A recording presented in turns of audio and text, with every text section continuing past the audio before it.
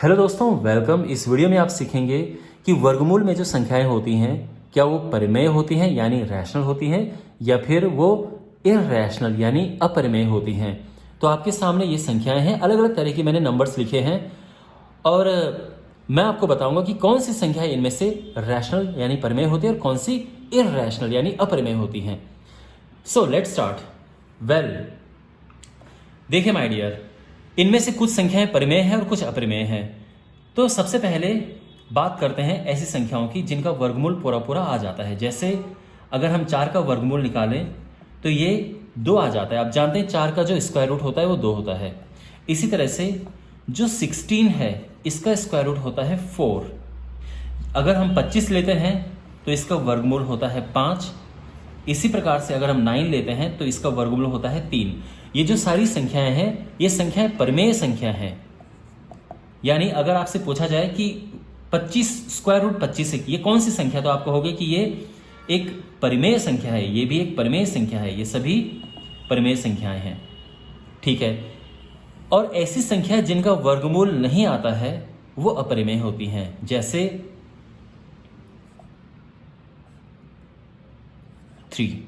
3 का पूरा पूरा वर्गमूल नहीं आता, यानी अगर आप निकालने जाओगे तो 1.73 बहुत लंबा ये आता है। एक पैटर्न में भी ये बढ़ता नहीं है। अगर एक पैटर्न में बढ़ता, मान लो 73 तो ये तो परिमेय हो जाता, लेकिन ऐसे होता नहीं है। तो इसीलिए ये जो संख्या है √3, क्योंकि इसका वर्गमूल पूरा पूरा नहीं आता है इसलिए ये संख्या एक अपरिमेय संख्या है।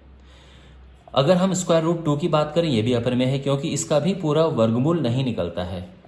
ठीक है ना। अच्छा, स्क्वायर रूट अगर हम 5 की बात करें तो ये भी अपरिमेय संख्या है, क्योंकि इसका वर्गमूल भी पूरा नहीं आता है। स्क्वायर रूट 6 की बात करें तो ये भी एक अपरिमेय संख्या है। स्क्वायर रूट 7, स्क्वायर रूट 8, ये सारी अपरिमेय संख्याएं हैं। हाँ, अगर आप स्क्वायर रूट 9 की बात करोगे तो ये परिमेय संख्या है। क्यों? क्योंकि इसका जो वर्गमूल है पूरा पूरा निकल जाता है। ये बात आपको समझ आ गई? ठीक है। तो इस हिसाब से यहां पर जो संख्याएं लिखी हैं उनमें से ये एक परिमेय संख्या है और ये भी एक परिमेय संख्या है। ठीक है, क्लियर? अब मैं इसको इरेज करता हूं और आपको इसके आगे और बताता हूं।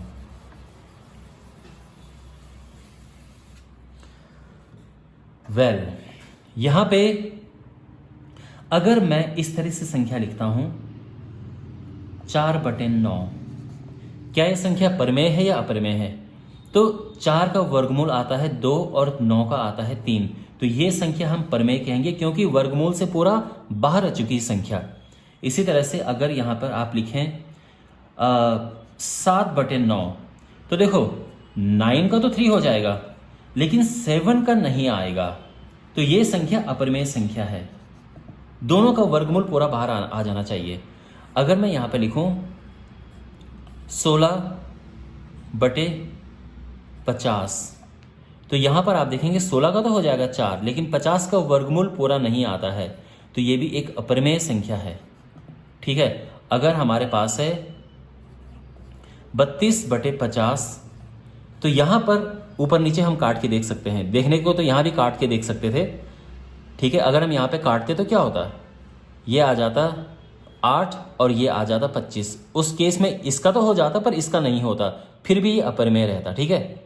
यहां पर काट के देखो, ये होता है 16 और ये है 25। अब देखो 16 का वर्गमूल 4 होता है और 25 का वर्गमूल 5 होता है, यानी ये संख्या जो है ये एक परिमेय संख्या है। अगर आपसे पूछा जाए कि √32/50 क्या है तो आप कहोगे कि ये एक परिमेय संख्या है। उसका रीजन ये है कि ये काट पीट के जो भी है बाहर हम इसको ऐसे लेके आगे कि ये वर्गमूल में अब नहीं रहा है, तो ये एक परिमेय संख्या है। आपको समझ आ गई बात? तो कौन सी संख्या इस तरह से अगर आपके पास है तो क्या वो परिमेय है या अपरिमेय है? वेल, अब हम इसके आगे बढ़ते हैं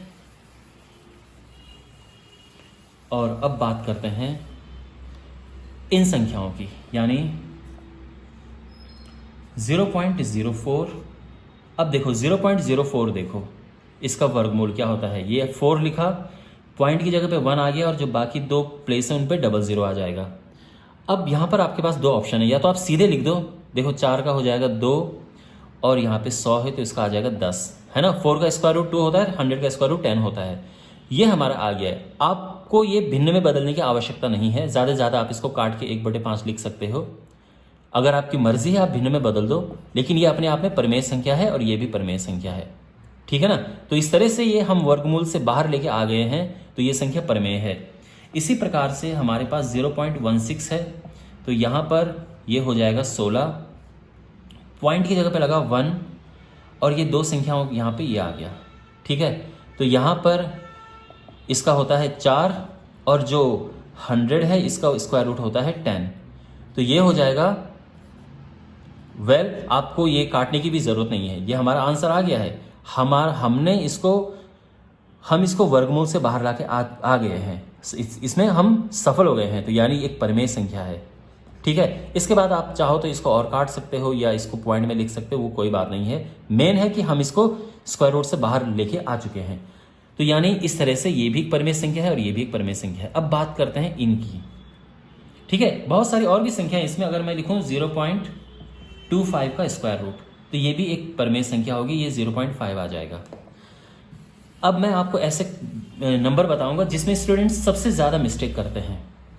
क्वेश्चन ये है, हमारे पास ये संख्या है, अब क्या ये परिमेय है या अपरिमेय है? तो स्टूडेंट क्या करते हैं, फट से इसको लिखते हैं पॉइंट और बोल देते हैं कि परिमेय संख्या, जबकि ये गलत है, दिस इज रॉन्ग। अब देखो यहां पर क्या होगा, यहां पे 4/10 करेंगे। देखो ये पॉइंट की जगह पे 1 आएगा, इसकी जगह पे 0 आ जाएगा, यानी भिन्न को, दशमलव को भिन्न में बदलते हैं, इस तरह से बदलते हैं। 4 का तो हो जाएगा 2, लेकिन 10 का क्या करें, 10 तो 10 ही रहेगा वर्गमूल में, तो ये संख्या अपरिमेय संख्या है, ये ध्यान रखना। पीछे आपके पास क्या संख्या थी, वो थी 0.04, तो उसका क्या हो गया था, उसका 4/100 हो गया था, तो 4 का 2 आया, 100 का 10 हो गया, लेकिन इसलिए परिमेय आई थी, लेकिन ये संख्या एक अपरिमेय संख्या है। अच्छा, और अगर हमारे पास संख्या है ये 1.6, तो इसको भी बदल के देखते हैं, ये हो जाएगा 16/10, तो 16 का तो हो गया 4, लेकिन 10 जो है उसका वर्गमूल नहीं आता है। अगर आप काटने की कोशिश करोगे तो ये 8 आएगा और ये 5 आएगा, तो अब ना तो 8 का आता है पूरा वर्गमूल, ना 5 का आता है, तो अभी भी ये अपरिमेय संख्या है और ये अभी भी अपरिमेय संख्या है। तो ये जो है इसका वर्गमूल एक, ये जो संख्या है ये एक अपरिमेय संख्या है। तो अगर आपके पास प्रश्न आता है कि रूट 1.6 क्या है, परिमेय है अपरिमेय है, तो आपका आंसर होगा कि अपरिमेय संख्या है, ठीक है ना। और एक और मैं आपको सिंपल टेक्निक बताता हूं, देखो माय डियर, ध्यान से देखो। अगर वर्गमूल में आपके पास दशमलव के बाद केवल एक स्थान होगा, वो पक्का एक अपरिमेय संख्या है, ठीक है। यानी अगर मैं कहूं 0.1 क्या है, तो आपको कुछ सोचने की भी जरूरत नहीं है, एक अपरिमेय संख्या है। अब इसका मतलब ये नहीं है कि हर बार मैं अगर 0.0 के बाद एक दशमलव की जगह पे 2 लगा दूं, क्योंकि अगर मैं इसकी बात करूं तो ये तो परिमेय संख्या है, क्योंकि 0.1 आता है, ये परिमेय संख्या है।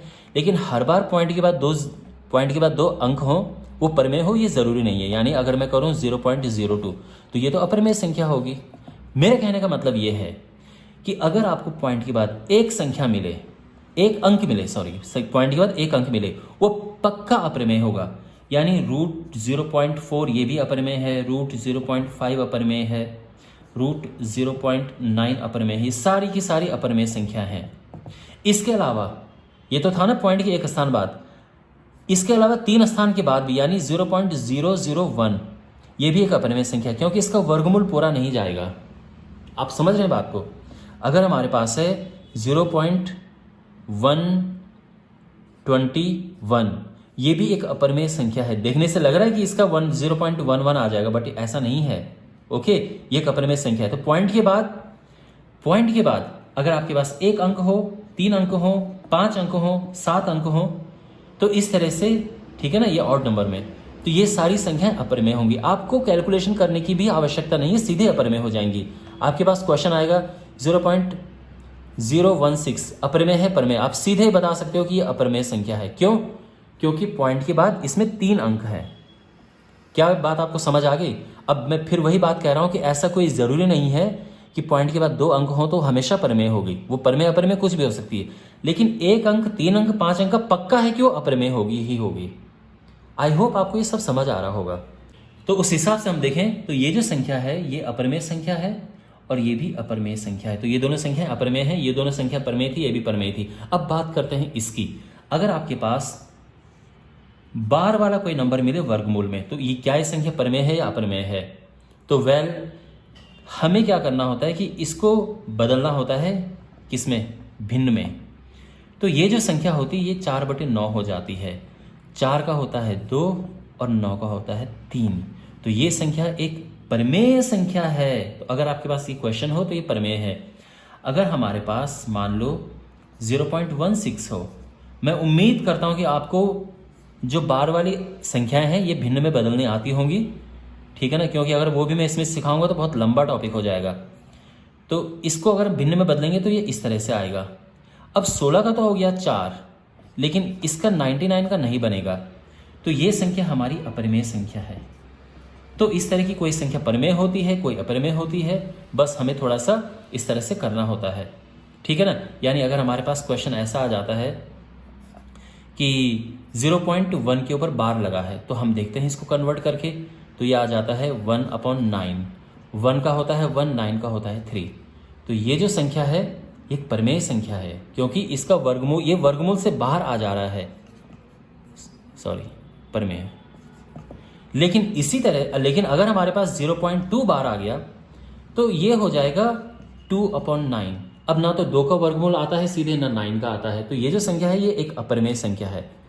तो यहां पे अगर हम देखें तो ये संख्या परमेय है और ये संख्या अपरमेय है। ओके, वेल माय डियर, मैं उम्मीद करता हूं कि आपको ये वीडियो अच्छे से समझ आया होगा। मैंने हर तरह के नंबर्स कवर करने का प्रयास किया है। आप इस वीडियो को ज़रूर शेयर करें, आप इस चैनल को ज़रूर सब्सक्राइब करें, चैनल को ग्रो करने में मेरी मदद करें और अपना फीडबैक कमेंट बॉक्स में देना। Thanks for watching. मिलते हैं अगले वीडियो में। Take care.